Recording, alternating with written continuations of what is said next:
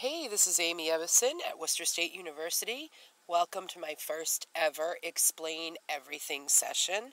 This one is on mental health basics.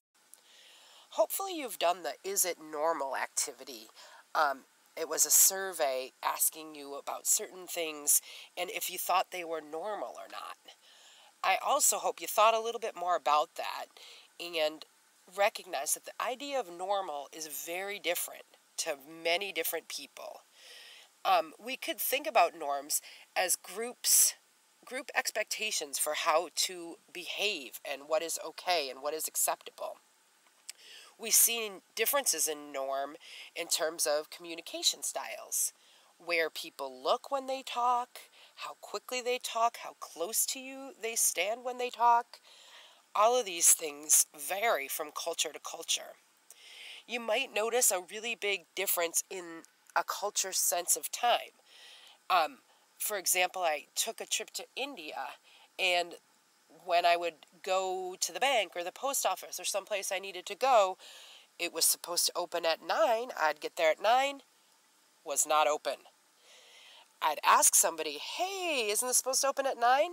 And they would say, yes, wait for some time and they will open.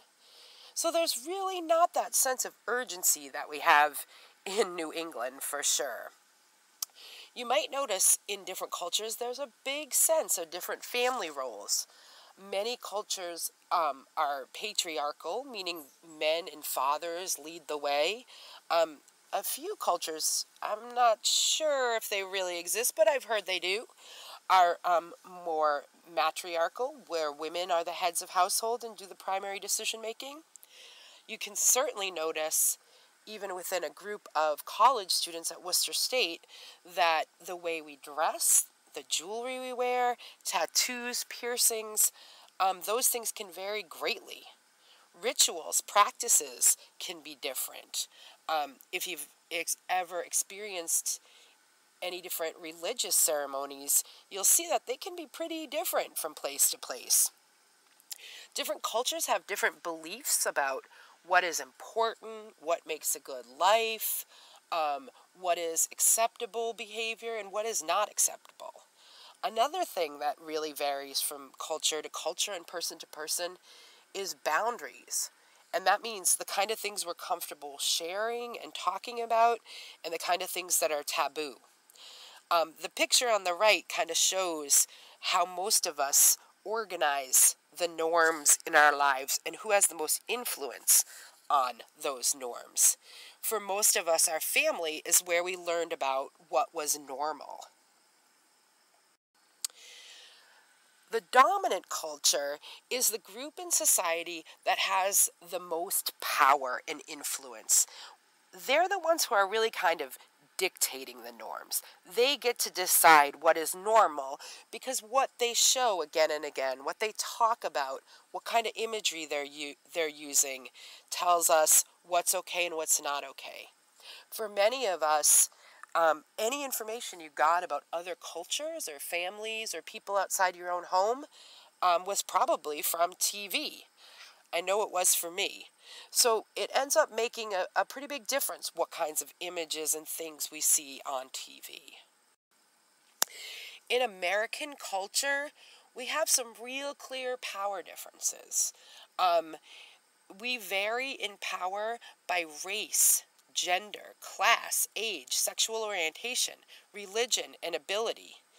And in our culture, the divisions within these groups are not at all treated equally, nor do they have equal power. The middle column represents the group that has the most power. So when it comes to race, white people are usually in charge of things, setting the standards, controlling what we see here in terms of media.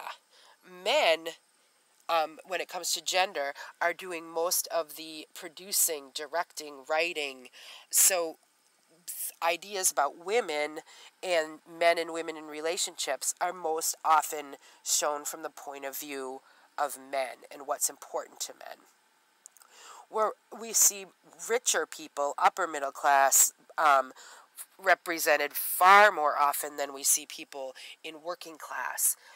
Poor people are rarely shown on television, only, and when they are, it's only to be pitied or feared.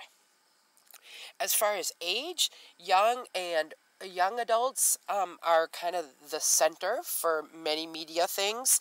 People that are very young or very old really aren't widely represented in the media. For sexual orientation, it's clearly heterosexuals. We do now see gays and lesbians on TV more widely represented than they have been ever in the past, but our images of them are still really limited, and it would be hard to make a case that we have normalized that just yet. In terms of religion, even though there's supposed to be a separation of church and state, all of the holidays we get off here at Worcester State are Christian holidays. Our calendar revolves around the Christian calendar. If you're Jewish or Muslim or Buddhist, you have to make a special request to get your holidays off. You have to ask people to be very mindful of your celebrations and to not schedule important things on holidays for you. So you're basically invisible and not nearly as powerful as the dominant group. Speaking of invisibility, one group that we rarely see represented in the media are people with disabilities. When we are shown people with disabilities, again, we're looking to have pity or fear for these people. People of able mind and body clearly are the group in power in this situation. For every single one of us, norms are completely personal. Whatever happened in your family is what's normal for you. The thoughts, feelings, and behaviors vary from person to person. How you think about things, the way you view things, the way you behave, all of that is based on your own personal experiences. So that means when you put together all these variations, different cultural, racial, experiential, gender, age, all those things combine to make normal a very, very individual concept. This idea of normal, surprisingly, is the one we use as a standard in the world of mental health. So again, we're going to say that norms are these specific cultural expectations for how to behave in a given situation. And again, I want to emphasize culture because when we're looking at someone's mental health, their thoughts, feelings, and behaviors, we want to be sure that we're norming them against their culture and not against ours. What is normal in another culture can really not be normal in our culture, and we need to understand that people all live in the context of their culture and their life. This field uses the idea within normal range as a standard. We're going to start to look at different diagnoses, and when we do, we're going to see this phrase repeated again and again, this within normal range idea. So what I really want you to take away from this is that this concept is completely subjective. What that means is if you ask 100 people what normal is on any given issue, you're probably going to get about 100 different answers. That's opposed to objective facts, which really can't be argued with. Black and white. If you're a person who loves things to be black and white, the world of mental health is going to stress you out because there's nothing but gray areas here.